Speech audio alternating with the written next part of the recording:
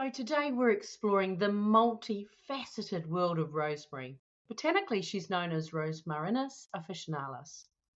This humble herb, thought of as more of a culinary herb rather than a medicinal herb, holds a treasure trove of medicinal, traditional, spiritual, and energetic benefits that can profoundly impact your health and leadership.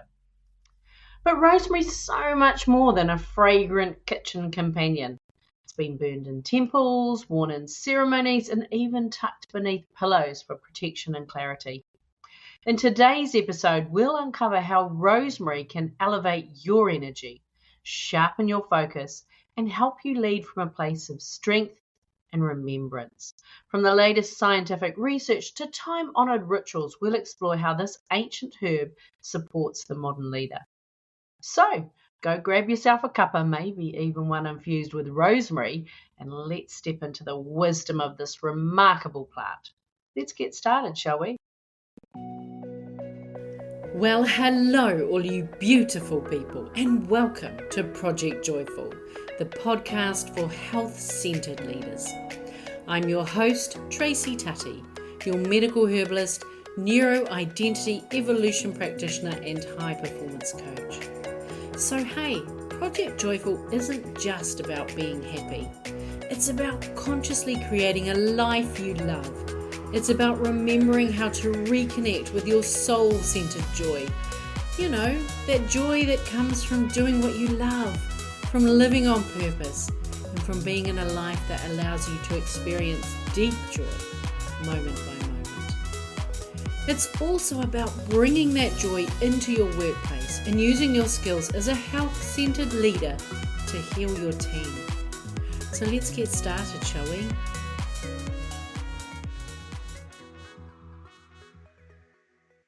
Rosemary, or Rosmarinus officinalis, is a traditional herb. It's thought of more in the sense of the kitchen than the pharmacy. Traditionally used as an antispasmodic, mild pain reliever, particularly in relation to intercostal nerve pain, for headaches, migraine, insomnia, emotional upset, and depression. It's also a potent antimicrobial and an effective anti-inflammatory. Current research tends to focus on rosemary's ability to support your memory and improve focus. It's a herb that I personally find to be quite energizing, so it's one I reserve for the day rather than just before bed. Recent scientific studies have reported rosemary's potential in enhancing cognitive function, also in reducing anxiety and in providing neuroprotective benefits, particularly in relation to Alzheimer's disease and Parkinson's disease. For example, in relation to memory, a small randomized clinical trial that was published in Complementary Therapies in Clinical Practice in 2018 found that university students who took a capsule containing 500 milligrams of rosemary twice a day for a month had a 14% improvement in memory recall when compared to the control group. Now, when you're studying for exams, that's a big help, right? And they also reported reduced anxiety and depression levels, and they got better sleep quality as well. And these effects are likely due to rosemary being a potent antioxidant and, of course, its ability to modulate our GABA receptors. It's thought that the high concentrations of rosemary's phytochemicals, which just means plant chemical, carnosic acid and rosmarinic acid, are responsible for its strong antioxidant and anti-inflammatory action. Now, these phytochemicals help activate enzymes that boost your body's defense system, and they reduce inflammation by targeting inflammatory cytokines. Now, research published in the journal Scientific Reports found that rosemary essential oil effectively inhibited the growth of several food-borne pathogens, including Staphylococcus aureus, Bacillus cereus, and Escherichia coli, E. coli. So it's a helpful preservative as well as an effective antimicrobial, which I find really interesting because that's one of its key traditional uses. Now, rosemary is a wonderful warming digestive ally. Traditionally, rosemary is often paired with meat, and it's been used to relieve indigestion and bloating. It's a carminative. Those are herbs that discreetly move the gas on, and it's also antispasmodic. So it really does help to soothe your digestive tract, stimulate bile production to help with digestion, and ease any stomach cramps. Rosemary can help to relieve mild pain, particularly nerve pain. I add rosemary infused oil to my warming muscle balm because it's a mild pain reliever. It's anti-inflammatory and it's a circulatory stimulant. So it warms the area and encourages the infiltration of your body's natural repair systems to the injury site. And that warming, pain relieving action can be really helpful when cold affects joints troubled by osteoarthritis. So, a study in the Iranian Red Crescent Medical Journal found that a topical ointment containing rosemary and lavender essential oils significantly reduced knee pain in osteoarthritis patients.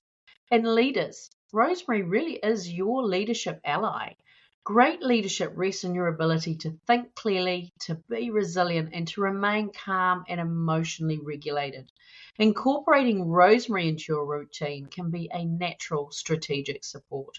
I mean, imagine starting your day with a cup of rosemary-infused tea, setting a tone of focus and calm, or diffusing rosemary essential oil in your home office to enhance concentration during critical tasks. When I need a break from some heavy mental lifting, a walk in the garden wafting my hand through the rosemary bush does wonders. Rosemary is a really traditional herb. I mean traditional with a capital T, right? Historically, it's been revered as the herb for remembrance, fidelity, and purification. The late Queen Elizabeth II's funeral wreath included rosemary for remembrance, chosen specifically by King Charles in remembrance of his dear Mama. And in ancient Greece, rosemary was considered sacred to the goddess Aphrodite and burned in temples to purify the air. In medieval Europe, rosemary was used in wedding ceremonies as a symbol of love and loyalty. Brides would wear rosemary in her hair and grooms would wear sprigs on their lapels to ensure fidelity in a happy marriage. And during the plague years, rosemary was burned in homes. It was carried in pouches to ward off illness due to that strong aroma and presumed protective qualities. Nice to know that the research has confirmed its antimicrobial effect today, right? Now, beyond its medicinal and traditional uses, rosemary holds a sacred place in spiritual practices worldwide. In Christianity, there's a story of how the Virgin Mary rested beside a rosemary bush, draping her blue cloak over it, and the white flowers of the bush turned blue in her honor. And since then, rosemary has been associated with protection and divine blessings. Spiritually, rosemary is linked to clarity, remembrance, and purification. It's often burned to cleanse negative energy. It's used in ritual baths to restore energetic balance and placed under pillows to protect against nightmares. So if you've got a tough time coming up at work, try bringing some rosemary into your day. For example, using it as a pulse point infused oil or burned in the burner as an essential oil to support emotional clarity and courage. It can help you to stay aligned with your purpose and your inner wisdom. So how do I like to take my rosemary? Well, I make an infused oil in the slow cooker. Cover your fresh rosemary leaves with olive oil and heat her on low for 48 hours in a slow cooker. Now, don't do this over a flame because, you're working with oil and it's inflammatory, but also those volatile oils in rosemary makes it super inflammatory. So if you're wanting fire starters, dried rosemary leaves, the branches are great for that. But if you're making your rosemary infused oil, you're heating up in your slow cooker, then you drain it through some muslin and you decant it into a bottle that's been thoroughly cleansed in boiling water. Oh, and this rosemary infused oil, not just for that muscle balm, it's delicious added to vegetables as a salad dressing or rubbed over some chicken or lamb. But I also use this as the base of my warming muscle balm. DM me if you want the recipe for that, by the way. Now, rosemary makes a refreshing, stimulating tea, or if it reminds you too much of your roast dinner as a tea, like it does for me, infuse rosemary essential oil in an essential oil diffuser to promote alertness and reduce stress. Okay, let me share a funny story. So when I was training to become a medical herbalist, I attended a weekend intensive where we learned how to make hydrosols. It was an amazing weekend. A hydrosol is an aromatic or floral water, like rose water, for example. Now, this weekend we made a rosemary hydrosol, amongst others. Now, we were driving home from Wales to London, and as herbal medicine students, we knew that rosemary was stimulating and memory enhancing, so we were wafting it around the car to help with the drive home. We thought it was a bit odd that we needed to stop at practically every gas station to use the loo. And it wasn't until we got home and, studied up on rosemary that we discovered that it was actually also a diuretic. All that hydrosol in the air was the cause of our many toilet stops. Now, gardening-induced muscle soreness or going to the gym, or if you're a weekend warrior, rosemary's your friend. Make yourself a rosemary-infused oil for massages to relieve muscle tension. Or you can shortcut it by adding 10 drops of rosemary essential oil per 5 ml of olive oil and use that as your massage oil. Personally, I like to add a bit of grapeseed oil to my massage oils so that they glide over the skin a bit easier. I find olive oil can sometimes be a bit heavy. Just swap out 2 ml of olive oil for grapeseed oil if you want to do that. Now, use rosemary with caution if you have high blood pressure or epilepsy, as it may exacerbate these conditions by increasing circulation and stimulating neural activity. Interestingly, rosemary has been reported to reduce spasm and tremor, but it can also trigger seizures in some people. And rosemary can stimulate the uterus, so it's not one to use when you're pregnant or trying to get pregnant. Okay, so let's shift gears a bit and explore something a little more subtle. Let's talk about the energetic side of rosemary. So in Western herbal medicine, rosemary is considered warm and dry, and this makes it ideal for conditions where there's stagnation or cold or damp. It's known for stimulating circulation both physically and emotionally. So think of it as that beam of sunlight that clears the cobwebs in your mind and infuses your spirit with energy and purpose. Rosemary was used energetically to cleanse a space. It's often included in sage bundles, for example, and it can be used in ritual baths or holding a sprig during meditation to invite clarity and courage. Now, as a leader, these practices can encourage that inner alignment and strengthen your energetic boundaries. Now, remember, plant medicine is potent medicine.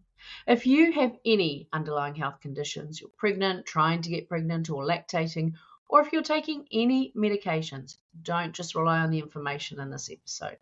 You see, just because it's natural, it doesn't necessarily mean it's good for you. Please do get individualized advice by consulting with your medical herbalist. Not only are we trained in which herbs affect a particular health condition or your current life season, we're also trained in herb-drug interactions and in choosing exactly the right herb for you.